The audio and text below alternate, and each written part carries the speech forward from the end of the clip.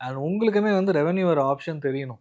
நான் பணம் போட்டுட்டே இருக்கேன், பணமே வரல. ஒரு ஷாப் ஆரம்பிச்சு சேல்ஸே நடக்கலன்னா வேஸ்ட்டு. போட்ட பணம் எல்லாமே காலி.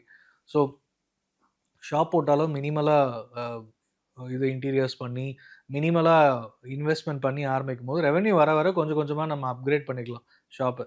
ஸோ எடுத்தோனே நெறைய பேர் ஃபுல் இன்டீரியர் பண்ணி, ஃபுல் எல்லாமே பண்ணுவாங்க. பட் ஆனா காசு வராது. காசு வராதப்போ ஒரு 3 to 6 மந்த்ஸ்ல ஸ்ட்ரக் ஆயிட்டு பிசினஸ மூடுற லெவலுக்கு ஆயிடும். ஒரு 1 இயர் டைம்ல.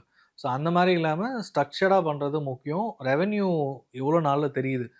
ஒரு 6 மந்த்ஸ்ல இன்னும் கொஞ்சம் பணம் வேணும்னு தெரியுதுன்னா, யாராவது ஒரு கன்சல்டன்ட்டோ நெறைய பேர் இருக்காங்க பிசினஸ் கன்சல்டன்ட்.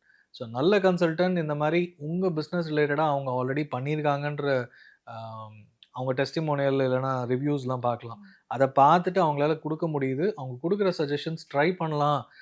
மினிமல் காஸ்ட்ல ரிசல்ட் குடுக்க தெரியுது அவரு சொல்றது அப்டின்னா, இம்ப்ளிமெண்ட் பண்ணி பாருங்க.